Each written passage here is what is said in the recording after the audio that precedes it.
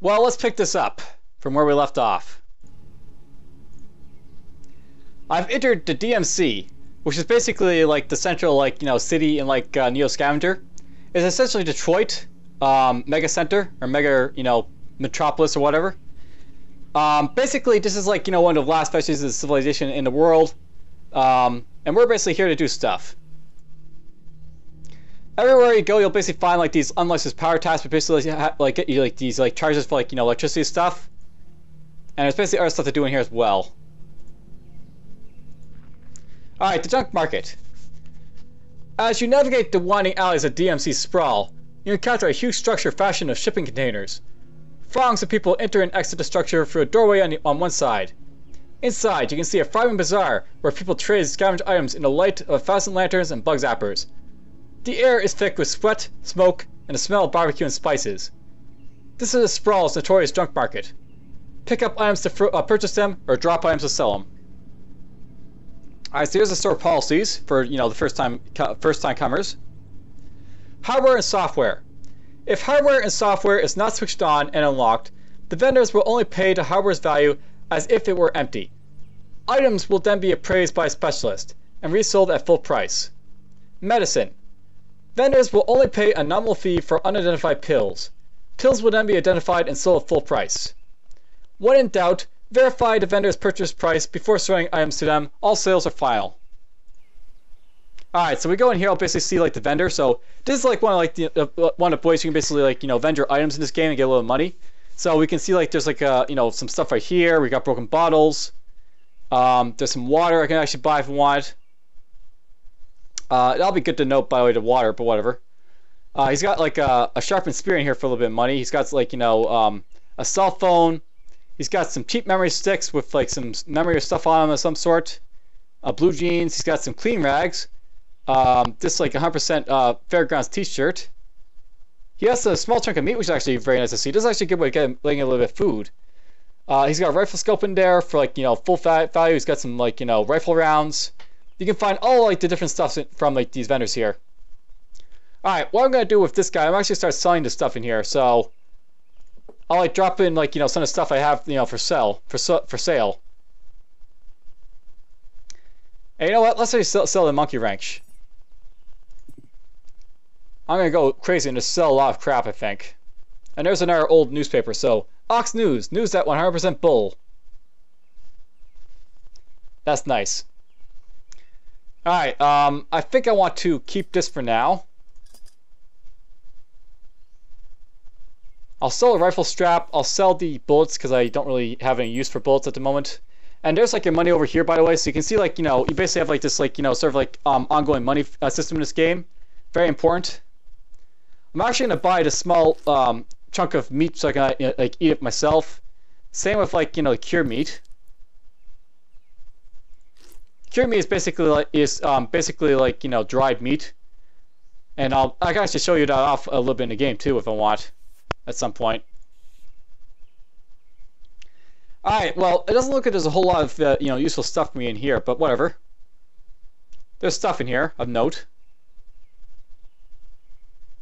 You know what, let's sell the sleeping bag. It's good to have a sleeping bag, but I think it'd be better to basically sell this in here because I don't really need to make use of this sleeping bag myself. And I can have like this free hand for like, another bag of stuff. Okay, let's go here. I'm basically running around right now to basically try and find one of those like fire barrel type of things. Like one of these communal trash barrel fires. So with these, like I can actually like do some purification of water. So I can go right here, take this stuff,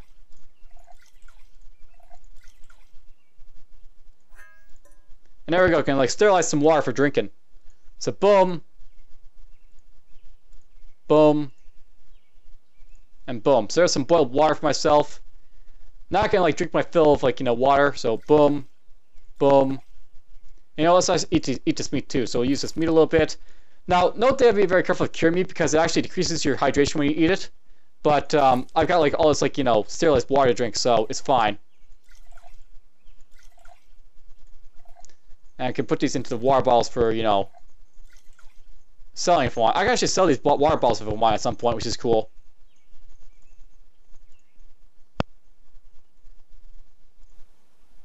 Okay, let's go to the junk market again here.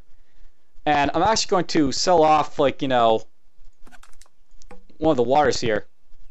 That's something to note, by the way. If you want to, you can actually, like, you know, purify water and make a little bit of money for doing so, and then you can, like, buy food and other stuff from here if you need to.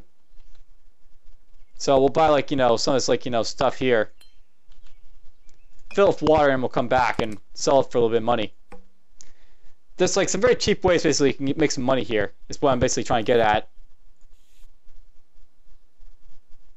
Alright, that'll work for now.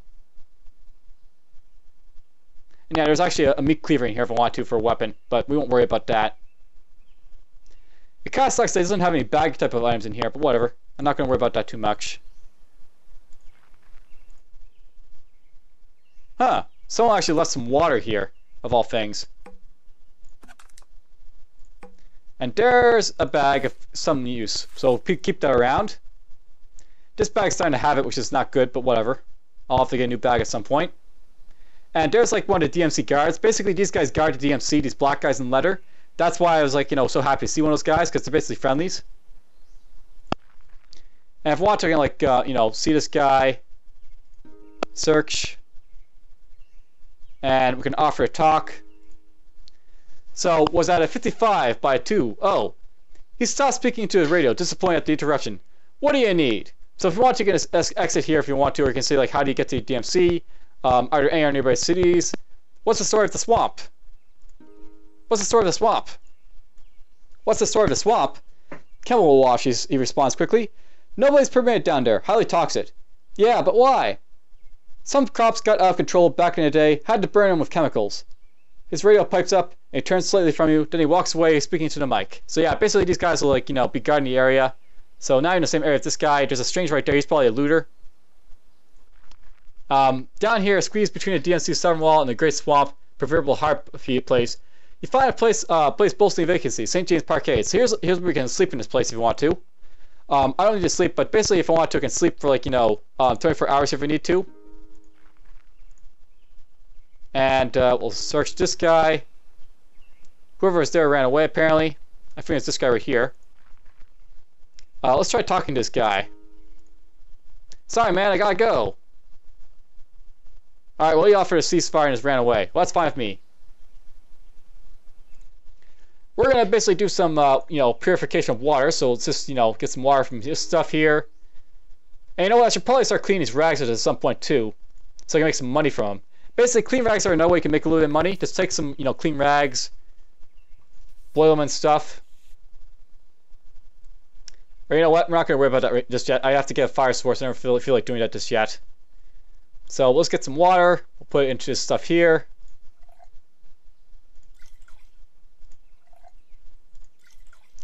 We're gonna fill this all up with water, purify it, and sell it back for the, you know, a little bit of money, basically.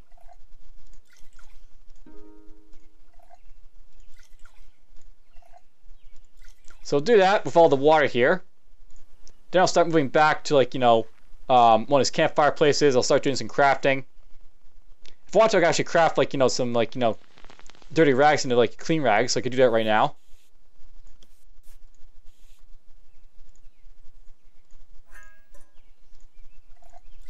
So just put all the stuff here.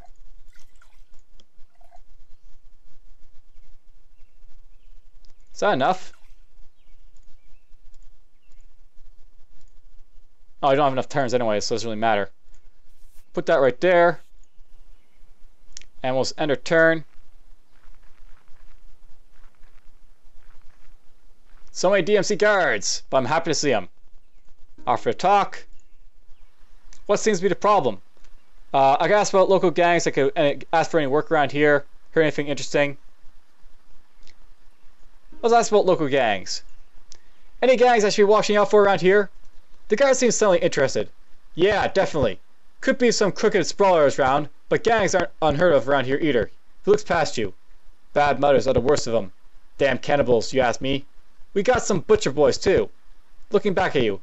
You just keep close to town, though, and you're better off. I'm actually the radio calls them away. So there's like a bit about the bad mutters. They're basically cannibals in this game. So you can guess what happens when a bad mutter basically kills you. Let's do a little bit more crafting. Like take this stuff here. And by the way, you can make like a campfire if you want with this stuff here, which is interesting. So boom, boom. So that's all done. Now I'm gonna just like go back and get some more, you know, water. Let's offer a talk. I asked about like, you know, work around here. Any work available? Psst, what are you, nuts? He shakes his head. You think we got some labor shortage in this hellhole? Look around. The one thing we got in space is filthy immigrants. He heads off, uninterested in anything else you have to say. So yeah, basically there's lots of people and they're all looking for stuff, so it's not like you're not going to have like any trouble. You can find like, you know, labor basically is what he's saying. Okay, let's go in here. I'm going to take some water and put it into just these like, you know, like so. We'll empty that out. Fill it back up. Now I'm going to sell this all off, I guess, for a little bit of money basically is what I'm planning to do with it. Or I'll basically go back and like, you know, sterilize it for like drinking.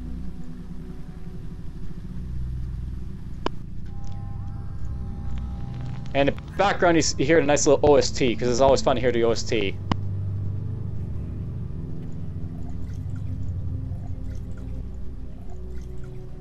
Gotta sterilize that water there.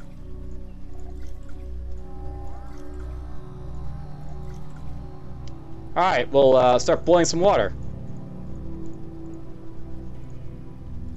Okay, we'll boil all that stuff up. I can go in here, I can start, you know, throwing it into bottles.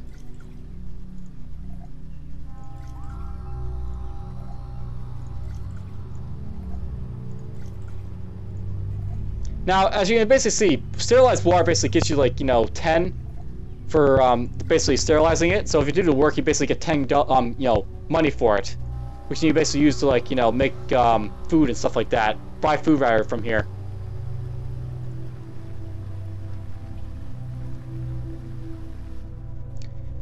Offer a talk,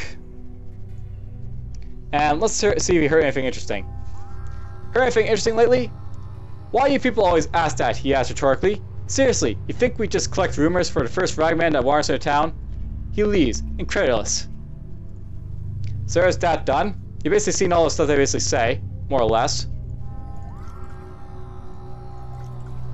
Okay, that's all the stuff for us to sterilize. We'll just basically put this right here. And this is what we'll basically do with all this water. We're basically just going to sell it at the junk market. So up here we go. As you can see, it's basically all the same stuff as before. I can basically sell some of these clean rags basically picked up for a little bit of money. They're basically worth like $1 each. So clean rags basically are worth a little bit of money, as you can see. They're not worth a whole lot, but you can make a little bit of money doing it. And again, you can like sell all this stuff for like, money as well. So basically, start throwing all this stuff in here.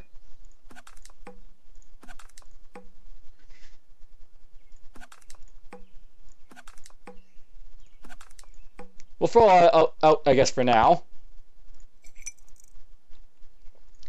Let's put that there for now. I'll put this right here.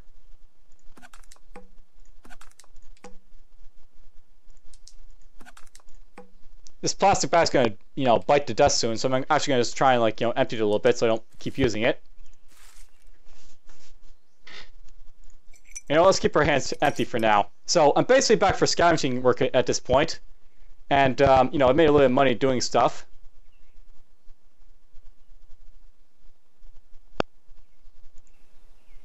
Let's explore around a little bit more of like this place so I can show you off a little bit more what's going on. So if you go up here to like the gate, navigating the twisty maze of shacks and tarp shelters, Detroit's massive walls stand as a constant backdrop to this east. Easily half a dozen stories high and probably almost as thick, the city walls are an impressive sight to behold. Armed towers, bristling with surveillance relays, stand at regular intervals, keeping watch over the sprawl, and likely the city within. Before you, giant video screens on the free gatehouses flash instructions about pass requirements and threat levels. as flocks of people stream in and out of the gates. You take your place in line on the right when others enter the city. When you reach the front of the line, a sinking feeling overcomes you. Heavily armed guards in full combat armor are checking attendees with some sort of scanning device. You're pretty sure that whatever these other folks have to get in, you're missing it. When it's your turn, the guard stops you and turns to a monitor installed in the wall. A message reader, device not detected, interest denied. With the efficiency and compassion of the assembly line worker, he directs you away from the line, back outside. Unfortunately, getting entrance to the city may be trickier than just showing up. Back outside, you cross the muddy square and stop to survey the area. Where do you go now? Would anyone in the sprawl know about the car facility? You are startled when you notice a man has been watching you. He's wearing a long brown coat and matching hat, and he's leaning on a walking stick. From this distance, you can almost see the glint in his eyes below the tribulous brim, though it's probably just your imagination. He takes his time approaching you, and as he nears, you notice there's a heavy maculatin on his face. It reminds you of one of those old portraits you see in the history textbooks. Folks call me Hatter, he says matter-of-factly. I think we may be able to help each other. Come with me. Hatter's office is in the husk of one of these flop-host hotels you've seen crammed between the high-rises in the busy city. It even has an old marquee hanging precariously from the cornerstones. Several floors up, armed guards watch over the street from the missing sections of the building. Hatter acknowledges the man in the door and leads you through a surprisingly clean lobby to an old-fashioned elevator. I have a client, he starts, pausing for a cage to rattle shut. Who collects heirlooms? He speaks louder over the motor. He compensates well. Well enough, in fact, that I'm willing to part with a DMC's visitor pass in exchange. The elevator clunks to a halt, and the door rattles open, revealing a dark room lit by video screens and old lamps. So basically what this guy's all about, this is basically the guy called Hatter. He's one of the NPCs in this game, and he's actually pretty important because he's actually one of the ways you can get to the endgame winning game conditions if you want. He also is one of the guys that can give you a DMC visitor pass, which basically lets you get into the DMC. Stepping off the elevator, it feels like you've walked into a control center built into an antique store. Baubles and relics crowd the walls and tabletops, while video screens and computer consoles cast a bluish tint on a handful of armed guards. Hatter crosses the room to sit at a low, broad desk facing the elevator. There's a lake. He pulls a worn road atlas from the desk drawer, about a day's walk northwest of here. Inside a building, there's a silver urn. He pages through the atlas to a map of Michigan. My guess is that you know a thing or two about getting around out there, and maybe this could be your ticket into the DMC. He pauses to look at you. Interested? Alright, so basically you have the option of accepting this guy's quest, and it's basically a quest to basically, get like the visitor's pass. But if you want, you can actually skip this with trapping here, so something's fishy here. Something doesn't add up. You're no seasoned mercenary, but you're sure any fixer worth his salt is going to be careful with whom he contracts for work. And a visitor's pass can't be cheap, so there's no way this is just a cakewalk test. Plus, Hatter approached you. Nobody walks into a town out of nowhere and gets that kind of welcome. Something doesn't wash here, and it's making you edgy. I don't like this, you say, stopping short of sounding threatening. Sounds like someone's trying to set me up. That gets Hatter's attention. You hear the creak of leather as the guard's tenses. He says, leaning back in his creaky chair. Turns out maybe you are worth the extra attention you seem to have garnered. He looks down at the blank spot on his desk, considering something a moment, and starts talking at you. Starts talking at it. Your, let's call it employer, had a particular interest in you. He leans forward and starts interacting with his security console. Interested enough to open this urn contract with express instructions that it only be assigned to you. Said, I find you trying to enter DMC. Said he fronted costs of the visitor's pass if I got you to do it. He finishes a keystroke, then gestures to the wall monitors. One of the monitors switches to a view of this room with a cycling time code in the lower corner. After a few seconds of fast forwarding, it switches to real-time playback. There, standing where you are now, a black mass about the size of a man talks with a Hatter. The details seem to be glitchy, as if there was some dark-colored static distorting the signal, but only around the figure. What's with the censoring, you ask? Don't know, he says. Look normal in person. Must be some sort of EM interference. The discussion is short, punctuated by a figure handing Hatter a small object and leaving. As a rule, I don't disclose client info like this. He stops the video. But you seem like a decent type. More to the point, resourceful. And while money talks, I'll take a competent operative over cash any day. He reaches into a drawer and pulls out a small black wristband. The pass is yours. I'll keep my ear to the ground and for any info on this Reaper fellow, and let you know. And hey, he says before letting you go of it, maybe you come around again when you're looking for some work. So he's actually going to offer you like the endgame quest if you want, but we'll worry about that, maybe in like future episodes. For now, we're just going to be happy to basically be, taking this thing right here. Essentially, he gives you the Detroit Mega City tracking bracelet, which is basically worth a lot of money. So we're going to basically put this into like our inventory here. And that's basically going to be a ticket to get into the DMC if I want to basically show it off a little bit for you guys. And this is basically how you get back into the house office, this thing right here. And we got ourselves a shard here. This might be useful. So basically when you talk to Hatter like that, you can basically like, get like that pass to basically jump into like the Detroit. So we're going to do that right now. So now we're getting to Twisting Mazes, Shacks, and Tarp Shelters. Detroit's massive wall stand as a constant backdrop. We've already read all this stuff. When you reach the front of the line, a sinking feeling overcomes you, blah blah. Oops, I forgot to actually put it on. You actually have to wear this basically, so I sort of forgot to do that. It basically goes on your wrists. And once it's on your wrist, then you can actually enter the damn place. Alright, so there we go. At the front of the line, the guard motions you closer. A moment of pregnant silence precedes the satisfying chirp, and a monitor flashes. Visitor pass N6MAA10816 authorized. The guard ushers you forward, and you begin down a longish stretch of empty corridor lined with harsh xenon light. Beyond the opening of the other end, you see through activity in the flicker of the busy signage eclipsed by passing people. Alright, so here's like the inside of the Detroit mega city, and essentially you have like these like places you can go to. So there's like the gate to basically get out. Here's the Red Gnome. Basically the Red Gnome is an exception in an already exceptional city. Situated on a busy corner in Gate 11's Neon Alley, the single-story streamlined diner defies the densely packed high-rises and elevated roads around it.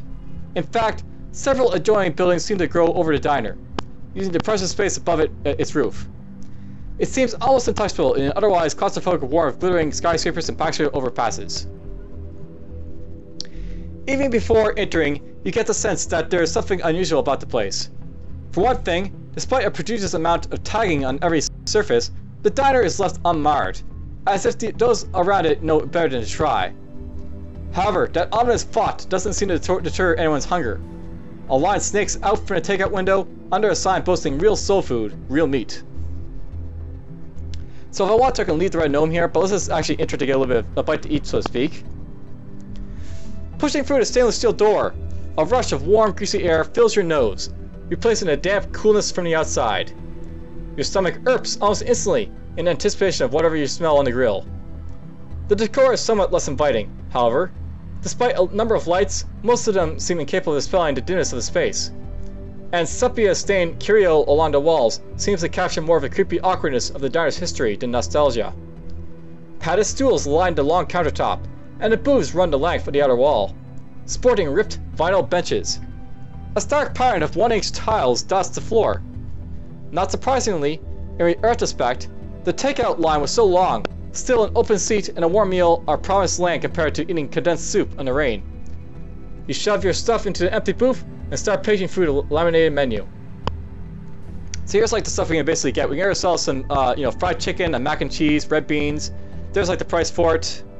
We can get ourselves a Cadillac burger, mashed potatoes with gravy, and a cornbread. And there's also like, the jumbo fried shrimp, collard green black-eyed peas, and a pig's cover. So let's just get that for now.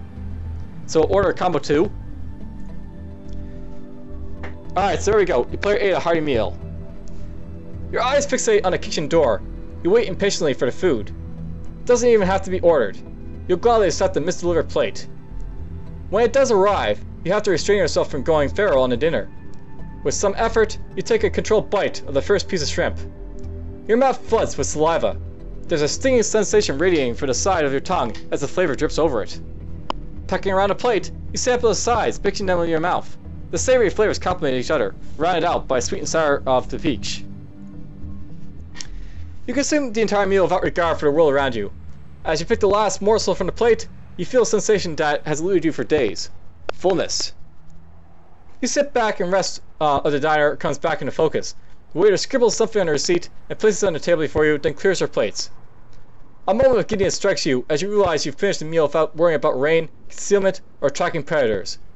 Flipping over the receipt, it reads $20 below some intelligible scribbling. Well, we're just gonna basically, pay the bill. Real shrimp in Detroit, huh? Yes, that's not impossible. Shrimp farming is pretty high-density stuff. And $20 is hardly a cheap plate, but hey, that feeling in your stomach is worth almost any price. You pay for the meal, and then a thought occurs to you. Do people still tip? Let's leave a $4 tip. Whether tipping is still the rule or not, you have a feeling you'll be back here again. Can't hurt to leave a good impression. You dole out a bit of extra for the fine meal. Alright, so that's basically Red Gnome. That's basically where we can get like some food inside the DMC. Here's the Harry Health Clinic. So, the Harry Health Clinic is a pretty busy spot in proximity to Gate 11 and its mercenary attitude toward clientele. Ensures that it's a steady stream of business from both inside the DMC and a sprawl. The Double H, as it is often called, offers a wide spectrum of health services. Those include diagnostics, cleaning, and dressing of wounds, therapeutics including nano-robotic suspension treatments, and prescription drugs. There is also an on-site augmentation clinic, where patients can elect for prosthetic enhancements. These highly desired services may require special permits, in addition for significant price tags. As you cross the street, you can't help notice the activity on the rooftop. The high-pitched whines of turbines mark the coming and going of hover vehicles, spraying water from landing pad into fine mist that rains around the buildings. A large proportion of vehicles appear to be unaffiliated private ambulance services. You huddle your shoulders against the spray and duck under a brightly lit awning, sliding automatic doors, forming a crude airlock swoosh open as you approach. Alright, let's just go inside so I basically show you off the Harry health clinic a little bit here. Inside, the lobby looks a lot like any other clinic. There are banks of attached seats covering most of the floor and counters for both receiving patients and dispensing pharmaceuticals.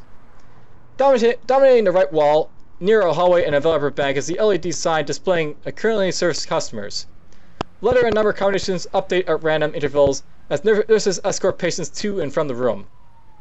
You head over to the counter and get your waiting number. It isn't long before the LED lotto calls your number and you're led away for a consultation. What services do you require today? So basically here's like some of the stuff you can get from here.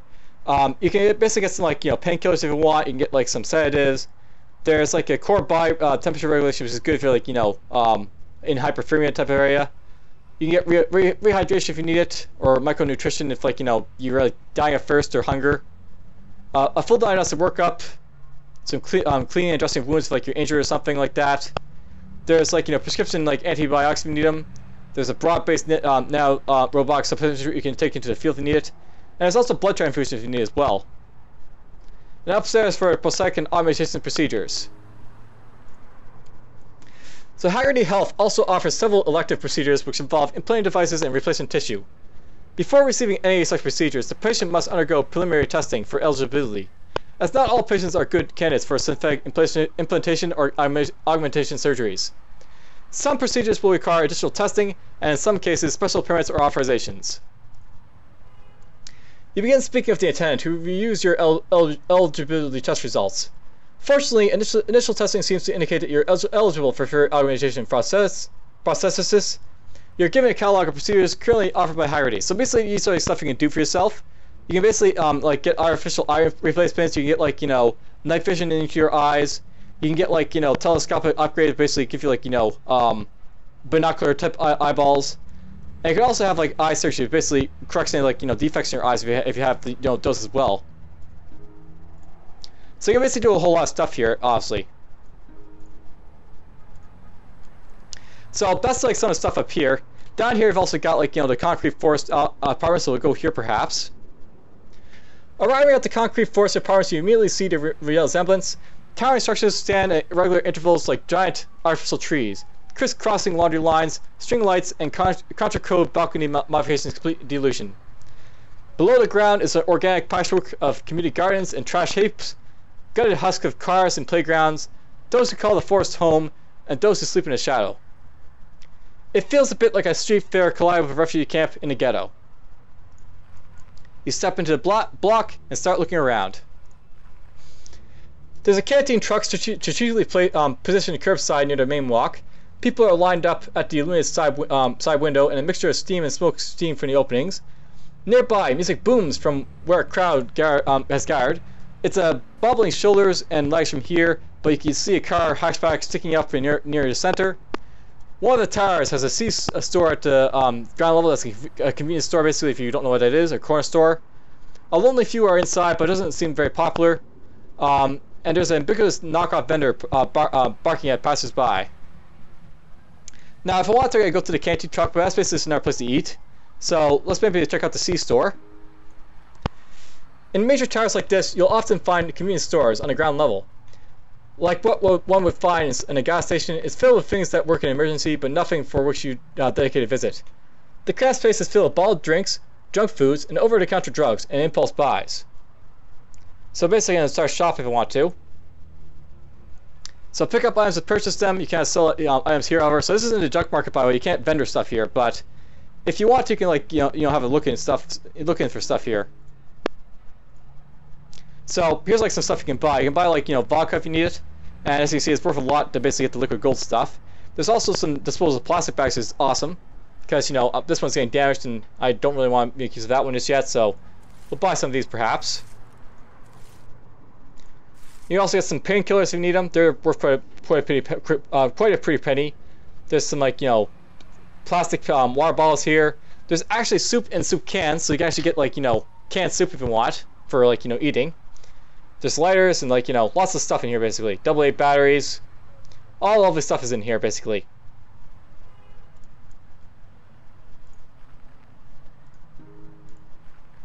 Alright, let's look at the crowd perhaps. The sidewalk is vibrating with a bass as you approach, and the scene begins to make a bit more sense. A wide-body metallic red hatchback is parked near the center, its doors and hatch wide open to expose an array of lights, speakers, and subs. You can almost feel the air move in time with the beat. Meanwhile, b-boys are taking turns, mixing moves and styles both familiar and strange. It astounds you how the human body can do these things, how humans still push the boundaries of an art form older than you can imagine. The high positive energy feels so foreign after days in the wild. Everything out there seems to be forgotten in this hot bath of sound and energy. You stick around a few moments more, soaking up the raw culture, then turn back to matters at hand. Alright, well let's just leave the DMC sprawl for now, because basically I don't have anything to do here. Merging with a line of people and vehicles, you make your way through the exit tunnel into the mighty tent city of the sprawl. And we're back out here. Alright, as you step around the mighty tarp shanty of the edge of the sprawl, you stumble across an old fifth wheel with smoke streaming from a stovepipe. People lying outside to take turns to ordering at the window, so here's another place to buy food if you want. And that sounds overpowering, but whatever. Here's another place to buy food if you want. It's basically not as good, but whatever. You are standing outside the Last Chance Canteen. Originally named for its location on the outskirts of the sprawl, locals often joke that the Last Chance Canteen is in fact a warning to prospective patrons. Known for serving whatever is available, as well as a few suspect staple dishes, the Last Chance is a venue for those hungry and not too fussy about their food's origins. Still, the old fifth wheel draws lines enough to keep its grills hot, so nobody must have died from their food. Yet. So, if you want to, you can buy a bottle of water here, but we're just gonna leave. On second thought, maybe you'll use your last chance after all. So, there's a canteen out here. Oof. I can just walk up here if I want to a little bit. Ooh, some string. And I found our plastic bag. And that's a shitty rock, we won't worry about it.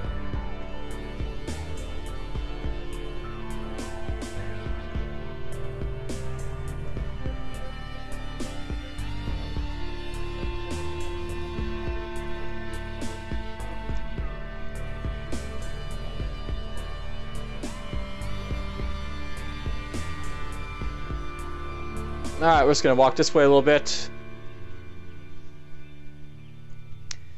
And it looks like the music's starting to die down a little bit, but anyhow, At this point, I think I've actually gone, like, you know, a very good distance, you know, for this episode. Actually, it's like a long one, for example, but whatever. I think next time we'll basically head out to do more scavenging, like in the next episode. But for now, this is like, you know, what the DMC is all about, Detroit Mega City Gates. And I'll do more scavenging to basically get more stuff. And basically make more money and do other stuff with it.